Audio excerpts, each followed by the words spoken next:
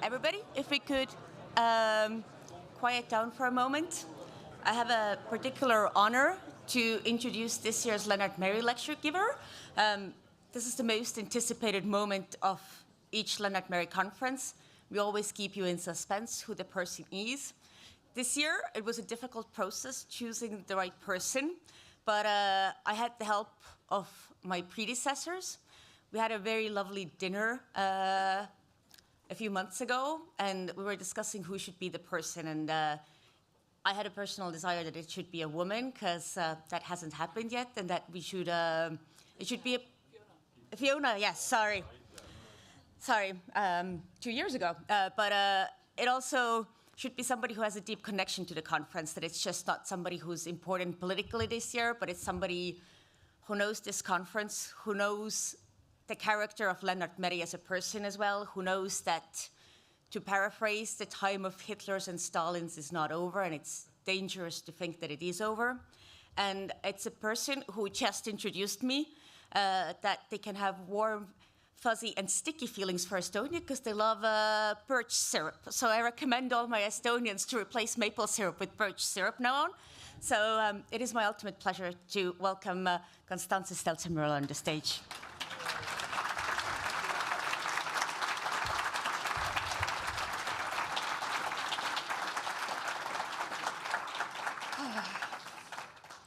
Hello, everyone. Dear President Karis. And what I have written down here next, I hope, covers all the waterfront. It says, Dear President and former presidents, prime ministers, ministers, and ambassadors. Dear Helga Kahn, dear Christy Reich, dear Lennart Meri. Ladies and gentlemen, dear friends. It was a real honor to be asked to give the Lennart Meri lecture here in Tallinn, which was, to be honest, not that long ago. And when I was asked to give this speech, I looked, as one does, to the conference's theme page for guidance, to its emphasis on working with allies and maintaining unity, and to its motto, Winston Churchill's, "We shall go forward together." And so I've called my speech, "Shall we go forward together?" of deals and red lines. And as an old friend of this conference, of Estonia, and of America, it at once became clear to me that there would be an easy way of doing this unexpected assignment and a somewhat harder way. Pointing at Russia's brutal aggression against Ukraine does not require courage standing at this lectern. Exhorting the transatlantic alliance to work together to help Ukraine win and to enlist global partners, no persuasion needed in this town. But there is, of course, an elephant in your theme description in this conference room and in the transatlantic alliance, and it is the role of America under the second Trump administration. It is necessary to talk about that. Indeed, I cannot honorably speak here and not do it. If some of you feel provoked by my remarks, I ask only that you hear me out, heckle me if you must, but know that I also intend to discuss what we in Europe need to do to navigate a period of exceptional danger to both Ukraine and the European project, where we should come to agreements with the Trump administration and where we cannot. So last year, the alliance commemorated the 75th anniversary of NATO, coincidentally also the 20th anniversary of Estonia, Latvia, and Lithuania joining NATO and the European Union in 2004. And last week, we celebrated the 80th anniversary of the end of World War II and the 75th anniversary of the Schuman Plan, which planted the seeds of what later became the European Union. We look back on a miraculously long period of peace, prosperity, and democratic transformation in Europe, and one that we would never have achieved without the benevolent hegemony and the nuclear umbrella of the United States. But we celebrate these anniversaries in a dramatically darkened global strategic landscape.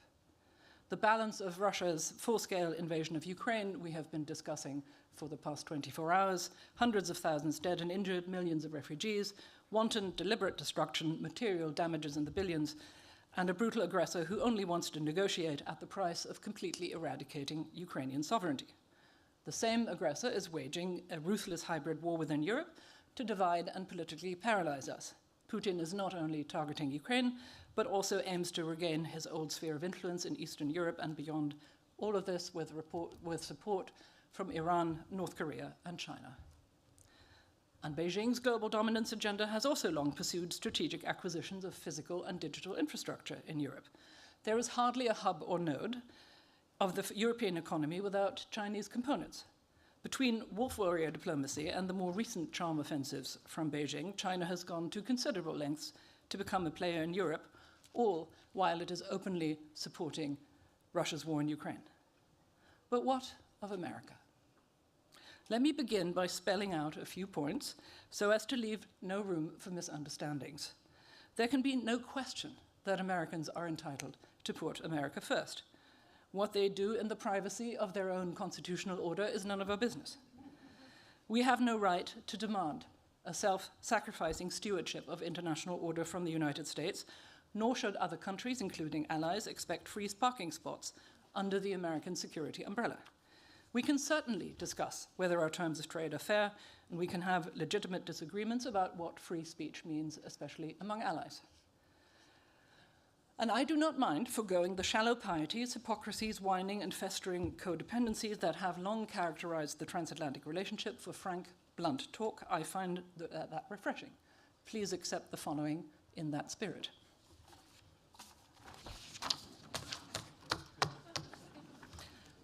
Living in this moment often feels like being present at the destruction, not just of the world order shaped by the US for so long, but of the idea of the West. Relationships, institutions are now at stake that we have considered imperishable since the 20th century. The transatlantic alliance, the European project, globalization, representative democracy. Nor is this some random, catastrophic cascade of events like the 2008 financial crisis or the pandemic of 2020-22. President Trump's America First project is an intentional and strategic revision of the orders which have shaped much of our existence as individuals and nations in our lifetime.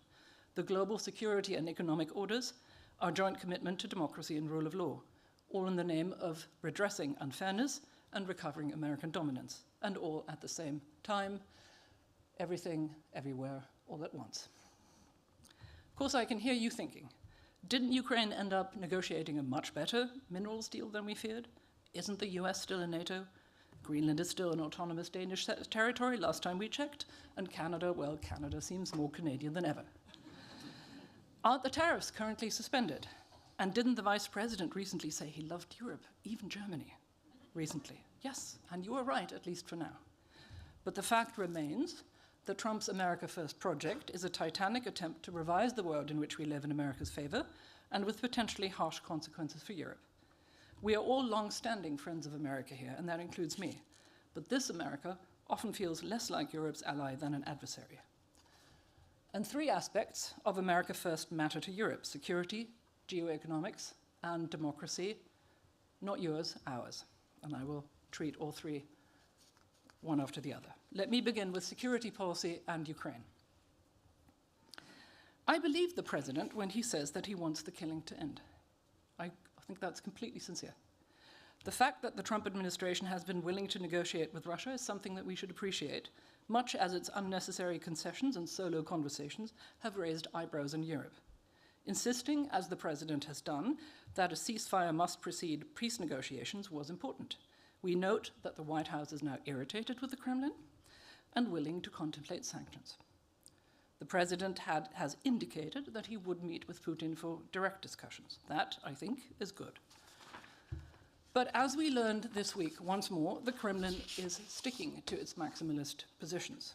Its demands include, as before, a ban on NATO membership for Ukraine, recognition of Russia's annexation of 4 southeastern regions, and an end to Western military support for Kyiv. A return to the Istanbul format of 2022 would also mean Ukraine having to pledge neutrality and accept caps on its military. Finally, Putin still wants negotiations over the quote-unquote causes of the conflict, which of course is code for rolling back NATO enlargement and the US presence in Europe. And as before, Russian missiles and bombs rain on Ukraine every day. There's talk of a summer offensive. And meanwhile, the German authorities have just arrested 3, again, quote-unquote, Ukrainians, which they say were hired by the GRU to commit acts of sabotage in Europe. In other words, Putin is simulating diplomacy while continuing to wage war, and not just in Ukraine. As for NATO, it has come as a relief that the US has not left the alliance, and that Secretary of Defense Pete Hegseth's interim National Defense Strategic Guidance, reportedly it's classified, of course, but copies were seen, confirmed a continued American commitment to extended nuclear deterrence. Floating speculation about the withdrawal of SACEUR, whose role is linked to nuclear deterrence, was less useful. Casual conversational references in Washington, D.C. to stationing tactical nuclear weapons in the Baltics, also not great. But then there is the new great game in the American hemisphere and the Arctic. President Trump wants control over Greenland, last time we checked, an autonomous territory of Denmark, and demands that Canada become the 51st state. The White House contends that this is necessary to push back against Russian and Chinese expansion in the Arctic. But of course, Greenland, Denmark, and Canada say they would be willing to work with America as allies, and in fact have been doing that all the time. Nonetheless, the president repeated both claims in a recent NBC TV interview. So, what can we Europeans do? What would we like?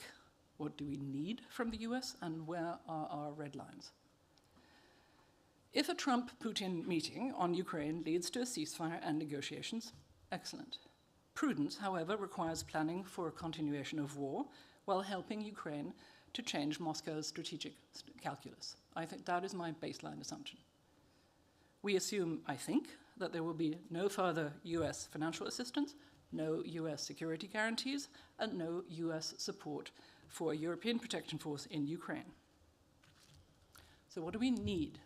We need the US not to negotiate with Russia without a ceasefire, or to accept conditions that are unacceptable to Ukraine, such as restrictions on the size of its military, de jure recognition of occupied territory, or renouncing NATO membership.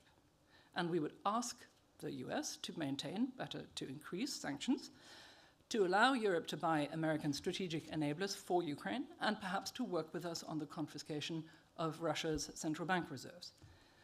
We Europeans must supply Ukraine with arms, including long-range weapons without use restrictions, and help it produce its own weapons. We must continue EU membership negotiations, and we must never close the door on NATO membership. This recent trip to Kiev by the new E4, Macron, Starmer, Tusk, and Merz, was welcome signaling, as is the increase in rhetorical pressure. But now they and we need to follow up with actions.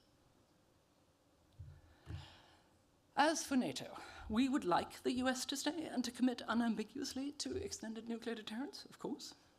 I think we can live with troop reductions, even large ones.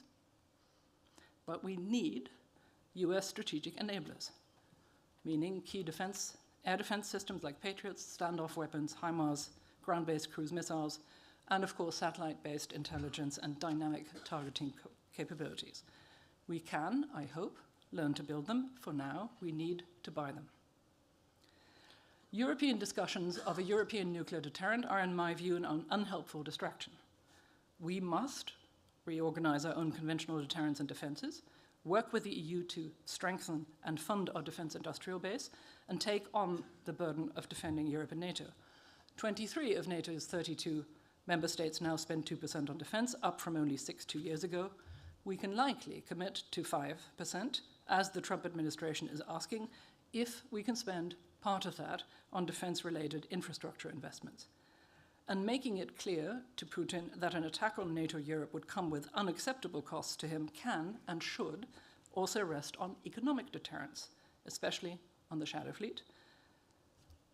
Sanctions, especially on the Shadow Fleet, a buying stop for Russian fossil fuels, the bank reserves, all these are in play. In other words, deals can be made, solutions can be found for Ukraine and on NATO, but not on other things. Let me name two. Neither the complicated relationship between Greenland and Denmark, nor suboptimal Canadian defense spending, sorry Canadians, make President Trump's Arctic gambit anything other than predatory. We can and should cooperate on maritime security in the North Atlantic and the Arctic, but not if the price is sovereignty. And there is the even larger question of global order. It has escaped no one that President Trump's strategic advisors are divided on whether America needs to dominate its competitors or come to an arrangement with them. Some in the MAGA sphere could clearly live quite well with a tripartite hegemony of great powers who divide the globe into spheres of influence. My Brookings colleague Fiona Hill, who indeed gave a memorable Lennart Meri lecture here in 2023, has pointed out that Trump's hemispheric ambitions are being actively encouraged by Putin, who would like nothing more than a Yalta 2.0 style concert. I think I need not spell out what that would mean for Europe. The statement by Putin's speaker Dmitry Peskov on Wednesday that the re-establishment of US relations continues regardless of the conflict in Ukraine is not reassuring, nor are reports of continuing US-Russian negotiations about future trade and energy deals, including over pipelines like Nord Stream 2. Europeans cannot accept agreements on Europe and Ukraine concluded solely between Washington and Moscow. Clarity from the Trump administration on these questions would help us all focus on the truly urgent questions before us both, the future of Ukraine and NATO. And that brings me to my second topic, geoeconomics. Of course, we knew that President Trump was not a free trader from his first term, nor for that matter, was Joe Biden. We also knew that he takes a dim view of the European Union. His words were different. But the events of quote-unquote Liberation Day on April 2nd, when Trump announced his worldwide tariffs, have made it clear that this administration intends to deploy geoeconomic coercion as its main tool of hard power at a historically unprecedented level of aggressiveness and not excluding allies. The rationale? America, Trump's economic strategists say, is a victim of the globalization it initiated with the Bretton Woods Agreement of 1944, which in turn, they say, led to deindustrialization and financialization of the US economy, a massive budget deficit, and too high government spending. Their prescription? Tariffs must be deployed to force trading partners into permitting a devaluation of the dollar and an exchange of their US treasuries into practically interest-free century bonds. This will enable the tax cuts at home. Some, like Treasury Secretary Scott Bessent, view the key purpose of tariffs as inducing or shaping certain economic or political decisions by their targets. Others, like Commerce Secretary Howard Lutnick and indeed the President himself, see them as a means to funnel income into the US budget to make up for those tax cuts. And a particular aspect of this strategy that is of keen interest for Europeans is the explicit linkage between security and trade. In Bessent's own word, I quote, American security assurances and market access should be linked with commitments from allies to spend more on our collective security and to structure their economies in ways that reduce imbalances over time. Such a linked system of security and economic alliances should be dynamic to incentivize behavior that aligns with American interests. Translation, you pay for security, we don't tariff. Although I think the Lutnick version of that might be you pay and we tariff. So, a week into the historic global market turbulence and dollar flight caused by the tariff, Trump suspended them partially for 90 days until the second week of July. What we have now is rolling group negotiations with 18 key countries, 6 per week, we're told. They have so far yielded a patchy trade agreement between the US and the UK and a 90-day reduction of US-China tariffs. In between, the president's public musings about firing Federal Reserve Chair Jerome Powell very nearly set the markets into a tailspin again until the president retreated. Still, the lesson of these past 6 weeks has been that the Trump administration is laser-focused, as they say, on using geoeconomic tools to reshape its strategic environment. Europe's current dependency on the US security umbrella and the openness of its economies make it extremely vulnerable to this kind of geoeconomic coercion, not least because the administration wants to make Europe pay America for security and is willing to leverage Europe's security needs against its economic strengths. Again, what can we Europeans do? What would we like? What would we need?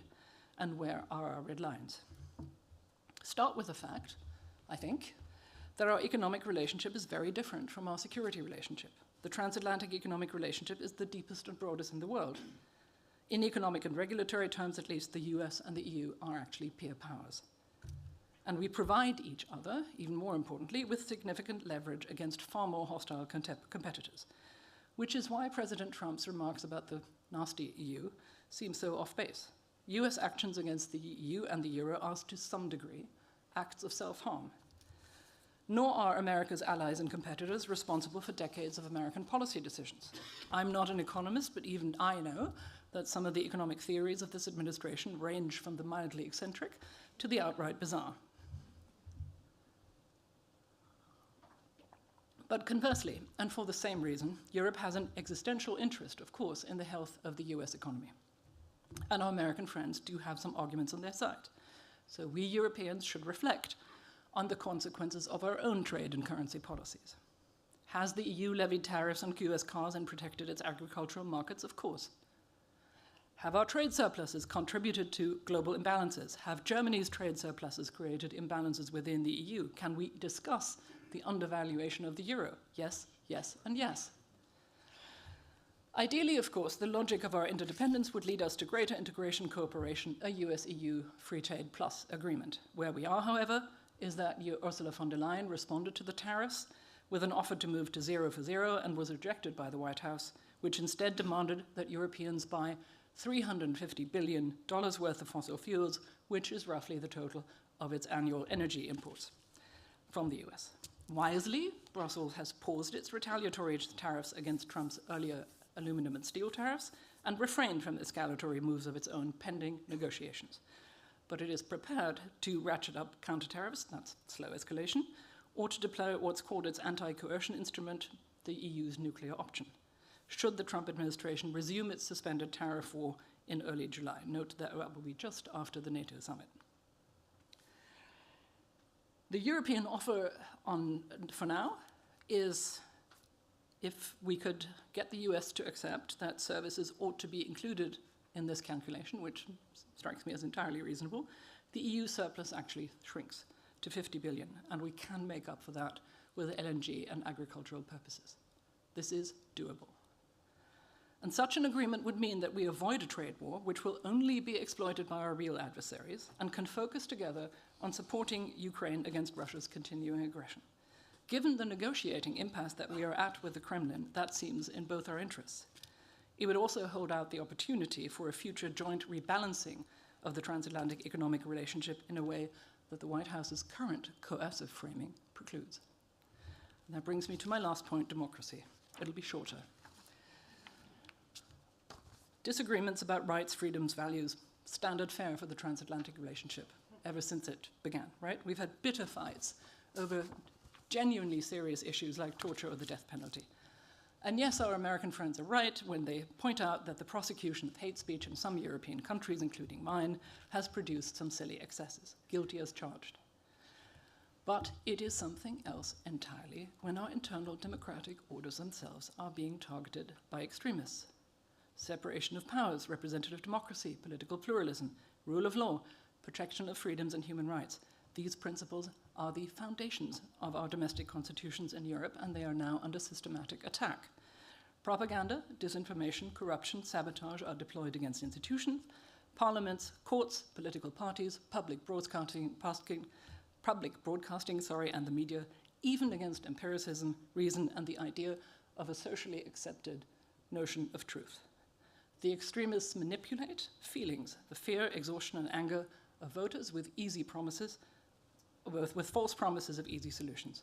And of course, we are watching the elections in Poland and Romania this weekend with some concern. Often, these actors are enabled from outside, and Russia's role in this context is well known.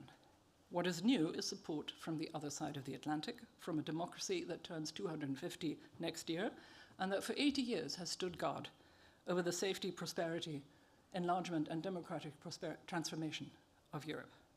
Recall Vice President J.D. Vance's speech endorsing the extreme right AfD in Munich, or Elon Musk tirades in support of Nigel Farage's Reform UK and his campaigning for the AfD leader during the German election in February.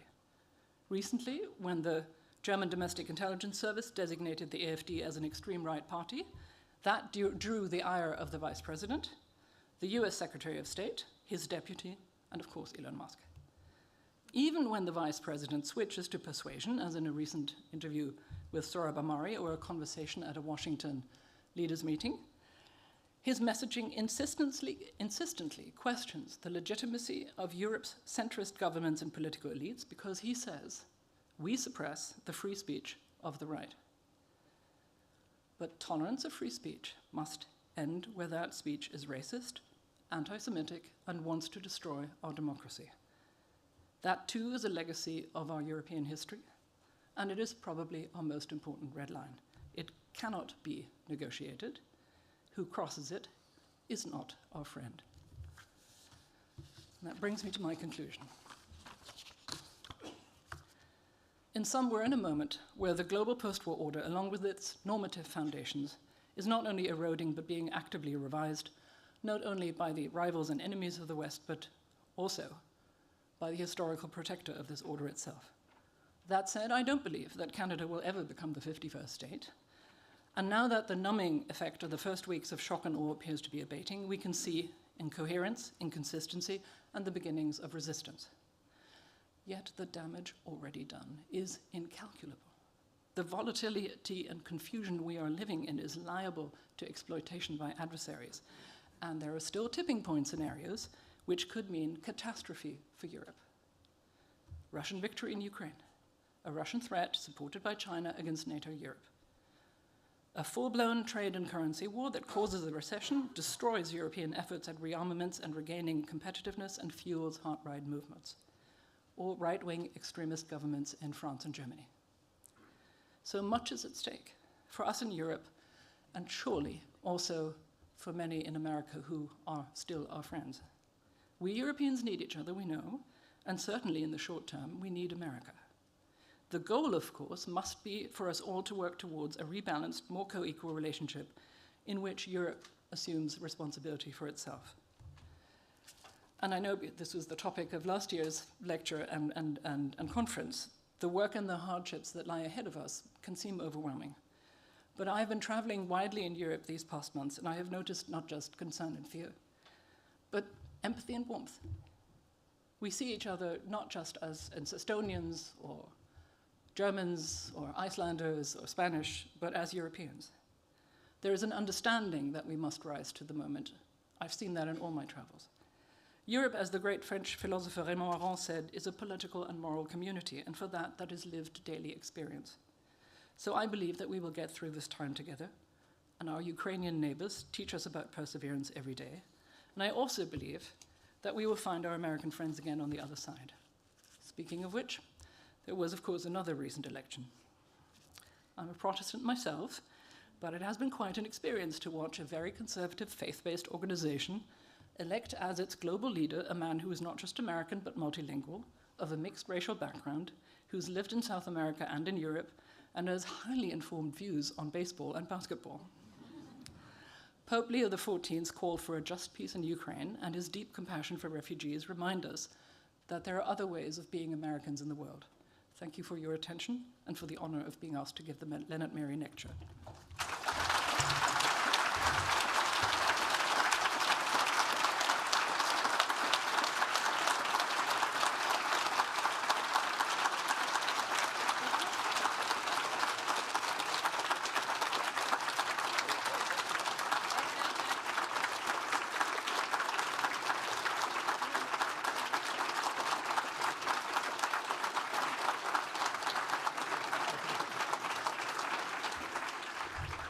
Thank you, Constanze. And I'll invite our next panel on the stage now. Terrific.